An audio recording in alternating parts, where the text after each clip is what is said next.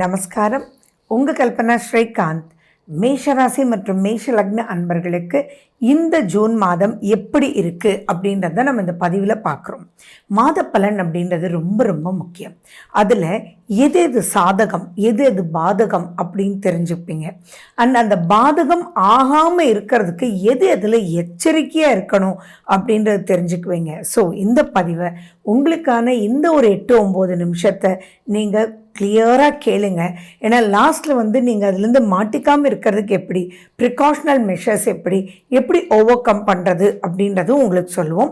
ரொம்ப முக்கியமாக ஸ்கிப் பண்ணாமல் லாஸ்ட் வரைக்கும் பார்க்கும்போது எந்தெந்த டேட்ஸ் நீங்கள் கேர்ஃபுல்லாக இருக்கணும் அப்படின்றது உங்களுக்கு தெளிவாக உங்களுக்கு சொல்லுவோம்.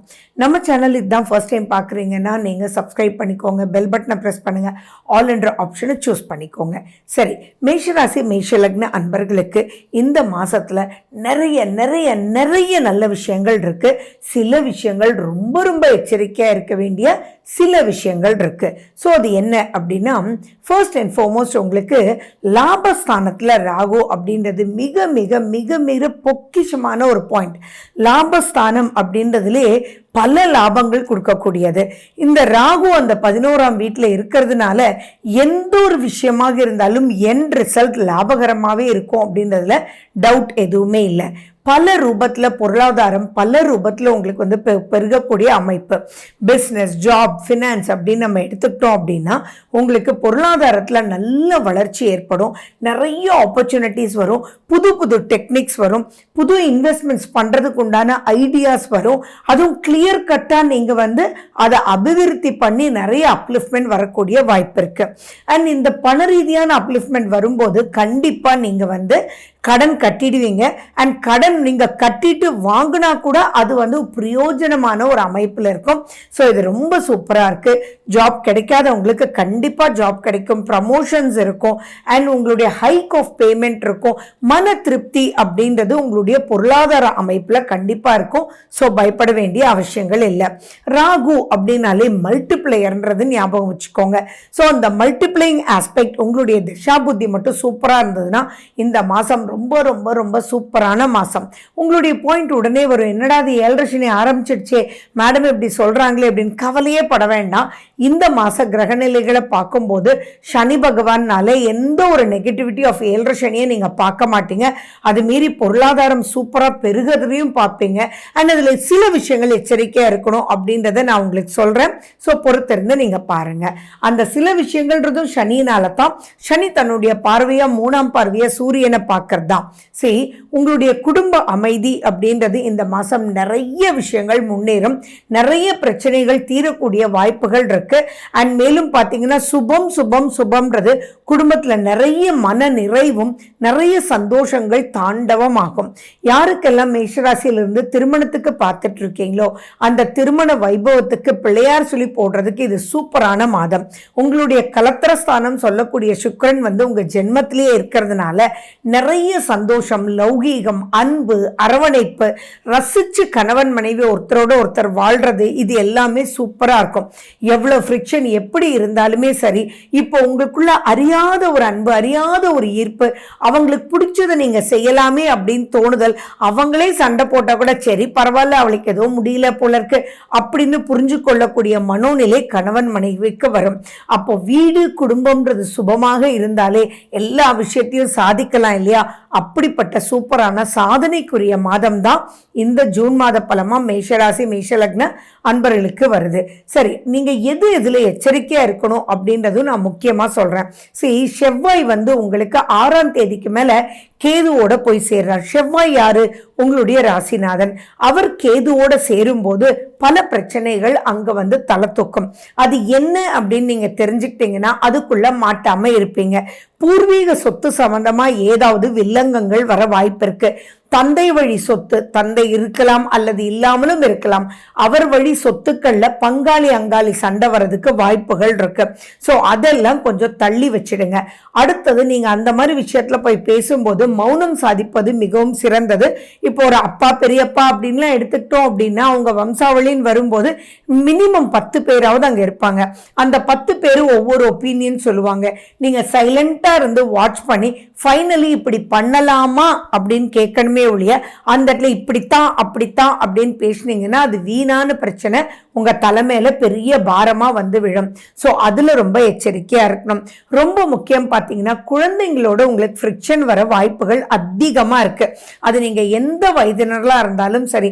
இப்போ ஒரு குழந்தை வந்து ஒரு 5 வயசுக்குள்ள இருக்கு அப்படின்னா அவங்களுக்கு ஆரோக்கிய கேடு வர்றதுக்கு உண்டான வாய்ப்புகள் இருக்கு. ஃபுட் பாய்சனிங் ஆகிறதுக்கு வாய்ப்புகள் இருக்கு. அந்த குழந்தைய தூக்கிட்டு ஹாஸ்பிட்டலுக்கு போகக்கூடிய வாய்ப்புகள் இருக்கு. ஸோ அதுல எச்சரிக்கையா இருக்கணும். அப்படி இல்லை அவங்க வளர்ந்த ஒரு லெவல்ல இருக்காங்க அப்படின்னா அவங்களுக்கும் உங்களுக்கும் கருத்து வேறுபாடுகள் நிறைய வர்றதுக்கு வாய்ப்புகள் இருக்கு. ஸோ இந்த இடத்துல நீங்க வந்து அவங்க எந்த வயதுல இருக்காங்கன்றதை பார்த்துட்டு எப்படி டீல் பண்ணணும் அப்படின்றது மைண்ட்ல வச்சுக்கோங்க. அட்வைஸ்ன்றது வேண்டாம், அவங்களுக்கு புரிய வைத்தல் அப்படின்றது தான் ரொம்ப முக்கியம். ஸோ புரிஞ்சுட்டு கண்ணா உன் வாழ்க்கை நீ டிசைட் பண்ணு, பட் ஆஸ் அ தாய் ஆஸ் அ தந்தை உனக்கு கரெக்டா கைட் பண்ண வேண்டியது எங்களுடைய கடமை. ஏன் கடமை பரிபூர்ணமா உனக்கு சொல்லிட்டேன், அதை நீ யோசிச்சு அப்புறம் முடிவெடு அப்படின்னு சொல்றது தான் சூப்பரே ஒழிய இப்படி பண்ணணும் அப்படி பண்ணணும் அப்படின்னு சொன்னா மிக பிரச்சனைகள் வர்றதுக்குண்டான வாய்ப்புகள் இருக்கு. ஸோ நீங்க வந்து உங்களுடைய மருமகள் மகன் இவங்கெல்லாம் எடுத்த ஸ்டேஜில் இருந்தீங்க அப்படின்னா அந்த இடத்துல எதுலையுமே அவங்கக்குள்ள நீங்க போய் இப்படி பண்ணா என்ன பண்றது ஓவர செலவு பண்ற வைக்கிற அப்படின்ற எந்த ஒரு அட்வைஸும் இல்லாம ஜஸ்ட் லைக் தட் அவங்களுக்காக ஒரு ப்ரேயர்லையும் அவங்கள பிளஸ் பண்ணிட்டு இருக்கிறது மட்டும்தான் சால சிறந்தது. ஏன்னா 5ஆம் வீடு சூரியனுடைய வீடு. அந்த சூரியனுடைய வீட்டில் செவ்வாயும் கேதும் இருக்கும்போது இப்ப நீங்க சொல்ற சின்ன அட்வைஸ், ஏன்பா உன் குழந்தை இவ்வளோ கஷ்டப்படுது, நீ இப்படி இந்த மெடிசன் கொடுத்தா என்ன அப்படின்னு சொல்லி நீங்க கேட்டா கூட அங்க மிகப்பெரிய சண்டை சச்சரவுகள் பிளவுகள் வரதுக்கு வாய்ப்புகள் உண்டு. ஸோ சிவனேன்னு இருங்க அப்படின்றது தான் என்னுடைய முக்கியமான வேண்டுகோள்.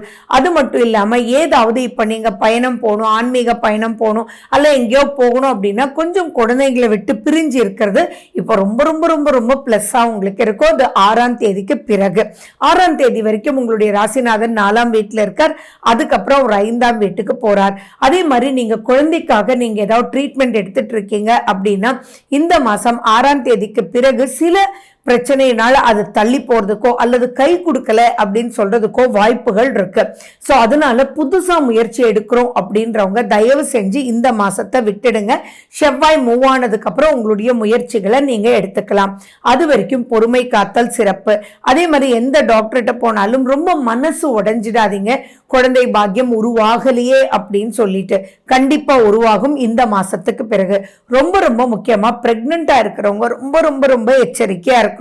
அதுவும் இப்பதான் பிரெக்னெண்டா இருக்கீங்க, 3 to 5 மாசத்துக்குள்ள படி ஏறுறது இறங்குறது வண்டியில போறது செய்யறது இதெல்லாம் வந்து ரொம்ப ரொம்ப கேர்ஃபுல்லா இருக்கணும். தூரமா நீங்க வந்து டிராவல் பண்ணக்கூடிய எலிமெண்ட் ஏதாவது இருந்ததுன்னா அதை தவிர்த்துடுறது நல்லது. சரி ரொம்ப சொந்தம் அவங்களுடைய ஃபங்க்ஷனுக்கு போகலாம் அப்படின்லாம் ஏதாவது பண்ணி மிஸ்கேரேஜ் ஆகிறதுக்கு வாய்ப்புகள் அதிகமா இருக்கு. இந்த இடத்துல உங்களுடைய சுய ஜாதகத்துல இருக்கக்கூடிய தசாபுத்தி அந்தரத்தையும் பார்த்துட்டு நீங்க முடிவெடுக்கணும்ன்றது ஞாபகம் வச்சுக்கோங்க. அண்ட் மேலும் பார்த்தீங்கன்னா இப்போ வீடு வாங்குறது சுப நிகழ்ச்சிகள் அப்படின்றது உங்களுக்காக நீங்க பண்ணிக்கிறதுல எந்த ஒரு குறைபாடும் இருக்காது. திருமணம் தேடி வந்து அமையக்கூடிய வாய்ப்புகள் இருக்கு. பொருளாதார வளர்ச்சி அவ்வளவு சூப்பரா இருக்கும். கவர்மெண்ட் சம்பந்தமா இருக்கக்கூடிய விஷயத்துல தேவைன்னா நீங்க இன்னைக்கு பண்ணுங்க, அப்படி இல்லைன்னு நீங்களே போய் ப்ரொசீட் பண்றது அப்படின்றது வேண்டாம். அதே மாதிரி காதல் வயப்பட்டவங்க ரொம்ப ரொம்ப எச்சரிக்கையா இருக்கணும். லிவிங்ல இருக்கக்கூடியவங்க உங்களுடைய ஃபேமிலி கிட்ட சொல்றதுக்கு இது உகந்த மாதம் கிடையாது. உங்களுக்குள்ளேயே ஃப்ரிக்ஷன் வரக்கூடிய ஒரு மிகப்பெரிய மாதமா இருக்கு. ஸோ அதனால இந்த மாசத்துல ஏதாவது நீங்க லவ் பண்றவங்களோட உங்களுக்கு ஃப்ரிக்ஷன் ஏற்பட்டு அதை பெருசுப்படுத்தாம இருக்கிறதுக்கு தான் இந்த பதிவை நீங்க பார்க்கறதே. ஸோ இதுல இருந்தெல்லாம் வெளியில வர்றதுக்கு நீங்க என்ன பண்ணணும் அப்படின்னா கண்டிப்பா சர்வீஸ் பண்றாங்க இல்லைங்களா. இப்போ ஒரு ஹோட்டல்ல டேபிள் துடைக்கிறாங்க, கோயிலை சுத்தப்படுத்துறாங்க, கோயிலோட பாத்திரத்தை விளக்குறாங்க, ஒரு கோசாலையை சுத்தப்படுத்துறாங்க. அவங்களுக்கு எல்லாம் உங்களால முடிஞ்ச தான தர்மம் அது எப்படி வேணாலும் இருக்கட்டும், உதவுறது சூப்பரா இருக்கும். அதே மாதிரி முருகனுடைய வழிபாடு ரொம்ப ரொம்ப முக்கியம். இந்த மாசம் வைகாசி விசாகம்ன்றது வருது. சோ முருகன் அப்படின்றதே செவ்வாய் உங்களுடைய அதிபதி. சோ முருகனை நினைத்து நீங்க முருகனுடைய எந்த ஒரு பாடலாக இருந்தாலும் சரி, விநாயகருக்கு நீங்கள் விநாயக பஞ்சரத்னம் நீங்கள் போட்டுட்டு அடுத்தது சுப்பிரமணிய புஜங்கம், இவர் எது வேணாலும் வேல்மாறல், அந்த மாதிரி எதுவாக இருந்தாலும் சரி, அது நீங்கள் டெய்லி ப்ளே பண்ணும்போது முடிஞ்சா விநாயகர் கோயிலுக்கும் முருகனுடைய கோயிலுக்கும் போயிட்டு நித்தியப்படி நீங்கள் போகும்போது பெரும் வளர்ச்சி நீங்கள் பார்ப்பீங்க. இந்த மாதம் ரொம்ப ரொம்ப எச்சரிக்கையாக இருக்க வேண்டிய தினங்கள் அப்படின்னா வைகாசி விசாகத்தன்னைக்கு தான் உங்களுக்கு சந்திராஷ்டமம் ஆரம்பிக்குது. 9ஆம் தேதியிலிருந்து 11ஆம் தேதி வரைக்கும் உங்களுக்கு சந்திராஷ்டமம். 9ஆம் தேதி 8:50 காலையிலிருந்து 11ஆம் தேதி 8:10 இரவு வரைக்கும் உங்களுக்கு சந்திராஷ்டமம். சந்திராஷ்டம நாட்கள்ல ரொம்ப ரொம்ப ரொம்ப எச்சரிக்கையா இருங்க. அதுல எதுவும் சிக்காம இருக்கிறதுக்கு நீங்க கிளம்பும் போது கொஞ்சோண்டு வெல்லம் எடுத்து வாயில போட்டுட்டு வெளியில கிளம்புங்க. அப்போ உங்களுக்கு நிதானத்தை கொடுக்கும், எந்த ஒரு பிரச்சனையும் சிக்காம இருப்பீங்க. ஸோ முருகனுடைய வழிபாடு மேலும் சிறப்பை கொடுக்கும். இந்த மாசம் பல பல நல்ல விஷயங்கள், சில எச்சரிக்கையான விஷயங்கள், இதை மட்டும் நீங்க ஃபாலோ பண்ணீங்கன்னா போதும், சூப்பரா ஜெயிச்சு நெக்ஸ்ட் லெவல் ஆஃப் லைஃப் நீங்க சூப்பரா போலாம் 7.5 சனியில கூட. So wish you good luck. வாழ்க வளமுடன். நன்றி, வணக்கம்.